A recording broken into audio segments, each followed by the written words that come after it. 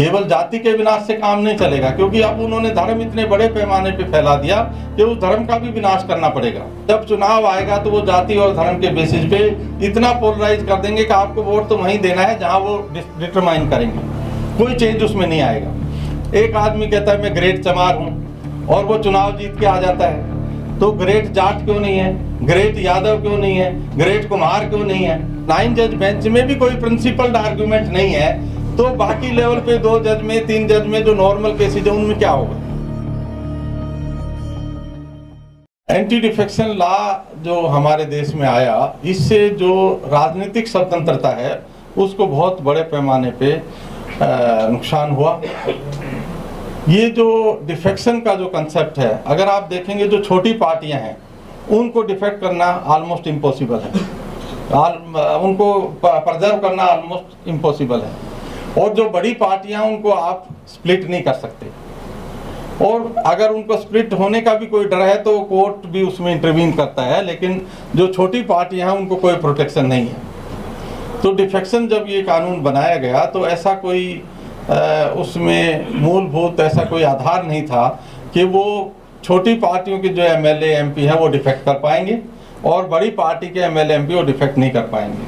हम भारत का सिटीजन होना चाहते हैं और संविधान ने हमें सिटीजन बनाया, लेकिन यहाँ की सामाजिक व्यवस्था ने हमें जाति या धर्म में बांट दिया। ये जाति और धर्म का जो कंसेप्ट हमारे सिस्टम में जो चल रहा है, इसको 42nd अमेंडमेंट जो हुआ उस जिसमें सोशलिस्ट और सेकुलर 2 वर्ड जोड़े गए, आज उसको दूसरे तरीके से भी पढ़ा जा रहा है। लेकिन मैं ऐसा समझता हूँ कि सोशलिस्ट के बारे में जो भी काम हुआ, चाहे लैंड रिफॉर्म हुए, चाहे बैंक नेशनलाइजेशन हुआ और बहुत सारी एक्टिविटी हुई, वो सब सोशलिस्ट वर्ड जोड़ने से पहले हुआ। 71 में जो लैंड रिफॉर्म्स में अमेंडमेंट हुआ वो एक्चुअली 72 नवंबर में पार्लियामेंट ने पास किया और राष्ट्रपति ने दस्तखत किया, लेकिन 24 जनवरी 71 को इंदिरा गांधी ने एक मीटिंग की थी जिसकी वजह से वो कट ऑफ डेट रखा गया, डेट ऑफ एनफोर्समेंट उसकी वो पर्टिकुलर डे रहा। लेकिन जिस इंदिरा गांधी ने ये अमेंडमेंट किया उसके बाद उसने भी कोई उसके ऊपर एक्टिविटी नहीं की।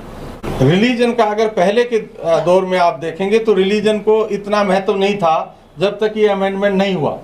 ये अमेंडमेंट होने के बाद रिलीजन को बहुत ज़्यादा महत्व मिला और रिलीजन के बेसिस पे हर सारी राजनीति होने लगी। तो ये जो सारी व्यवस्था है इसके लिए कौन जिम्मेवार है? सामाजिक तौर पे अगर जैसे रिजर्वेशन प्रमोशन है उसके लिए 1995 में अमेंडमेंट हुआ। 80% स्टेट में 4 अमेंडमेंट हुए कॉन्स्टिट्यूशन में, सुप्रीम कोर्ट से कोई रोक नहीं है, लेकिन उसके बावजूद 80% स्टेट में वो कानून लागू नहीं, वो कॉन्स्टिट्यूशन का प्रोविजन लागू नहीं है।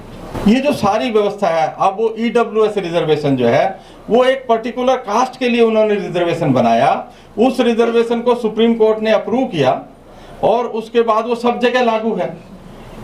अगर SC ST OBC तीनों का रिप्रेजेंटेशन सर्विसेज में आप देखेंगे तो 20-25% से ज़्यादा कहीं पे भी नहीं है।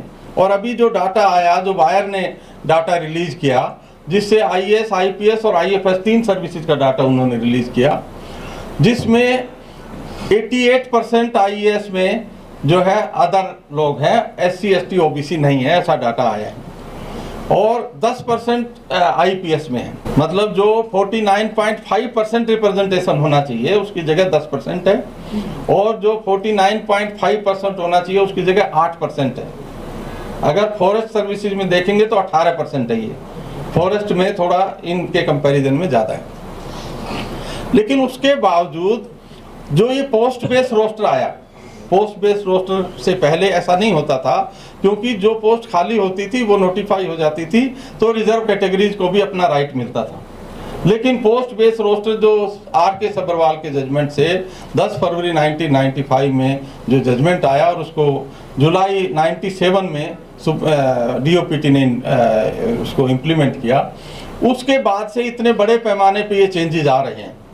अगर ये जो हम चर्चा कर रहे हैं वो 90% लोग हैं, 88% लोग हैं, वो वही लोग हैं जिनको EWS का रिजर्वेशन दिया, उसी क्लासेज के लोग हैं जो इतने बड़े पैमाने पे उनमें रिप्रेजेंटेड हैं, लेकिन फिर भी वो उसका रिजर्वेशन एक दिन भी जो है उसको रोका नहीं गया या उसको लागू करने में कोई रुकावट नहीं पड़ी, लेकिन जो SC ST OBC जो 85 से 90% जिनकी पॉपुलेशन है उनका रिजर्वेशन लागू नहीं हुआ। ये जो बहुत लंबी चर्चा की ज़रूरत है और आप लोग बहुत सारे स्पीकर अभी बताया कि हैं उसमें, तो मैं केवल यही कहना चाहता हूं कि हमें जो पॉलिटिक्स जो करते हैं लोग, जो वकालत जो करते हैं, उनको अपने प्रिंसिपल्स के ऊपर खड़ा होना चाहिए। आज हम देखते हैं कोर्ट्स में जो 20 साल पहले जो हम देखते थे और आज हम देखते हैं उसमें ज़मीन आसमान का अंतर है, क्योंकि आपस में कोई रिस्पेक्ट भी नहीं है। जिस तरह का सिस्टम जो चल रहा है उस सिस्टम में जो भी लोग काम करने वाले हैं उनको किसी प्रिंसिपल से कुछ लेना देना नहीं है। ऐसा 20 साल पहले नहीं होता था। 20 साल पहले अगर आप किसी केस में जाते थे तो आप एक प्रिंसिपल के बेसिस पे उसको आर्ग्यू करते थे और उसमें जो भी आपको रिलीफ मिलेगा या नहीं मिलेगा, रिलीफ की कैपेसिटी उस जमाने में आज के कंपैरिजन में ज़्यादा होती थी। हम इस सामाजिक सिस्टम में कुछ बदलाव चाहते हैं। वो बदलाव तब तक संभव नहीं है जब हम जाति और धर्म का विनाश नहीं करेंगे। केवल जाति के विनाश से काम नहीं चलेगा, क्योंकि अब उन्होंने धर्म इतने बड़े पैमाने पे फैला दिया कि उस धर्म का भी विनाश करना पड़ेगा। अदरवाइज आप को जब चुनाव आएगा तो वो जाति और धर्म के बेसिस पे इतना पोलराइज कर देंगे कि आपको वोट तो वहीं देना है जहां वो डिटरमाइन करेंगे, कोई चेंज उसमें नहीं आएगा। बाबा साहब डॉक्टर अम्बेडकर जो उन्होंने जाति के विध्वंस की जो बात की थी, एनिहिलेशन ऑफ कास्ट, उसमें उन्होंने यही प्रिंसिपल रखा था कि जाति का विनाश होना चाहिए। इससे आपकी डेवलपमेंट पे कोई पॉजिटिव बेनिफिट नहीं है। अगर आपको समाज में आगे बढ़ना है तो जाति आपको कोई एडवांटेज नहीं दे रही है। अब ये जो जाति है कुछ लोगों को एडवांटेज भी दे रही है, इसलिए वो जाति को ख़त्म नहीं करना चाहते हैं। लेकिन जो मेजॉरिटी पॉपुलेशन है, 85 से 90% जो पॉपुलेशन है, उसके जो अधिकार हैं उसका जाति या धर्म से विनाश हो रहा है, उसका हनन हो रहा है। अब इसको कितने बड़े पैमाने पे हम समाज में प्रचारित कर सकते हैं कि हमारा जो विचार है वो समाज में एक मान्य विचार हो, क्योंकि धर्म के खिलाफ कोई बात नहीं कर सकता। आज अभी जो 9 जज बेंच चल रही है उसमें जो आर्गुमेंट है तो वो कहते हैं हम किसी धर्म को प्रेफरेंस भी दे सकते हैं, किसी धर्म को प्रेफरेंस नहीं देंगे। This is the argument. 9 जज की बेंच में गवर्नमेंट ये आर्ग्यू कर रही है।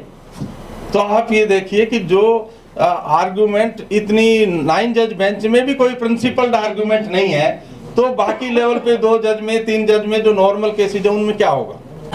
तो ये जो सारी जो व्यवस्था है इसको चेकमेट करने के लिए हमें समाज में जागरूकता पैदा करनी चाहिए और जाति और धर्म का विनाश कैसे हो इसके बारे में समाज के लोगों को सोचना चाहिए।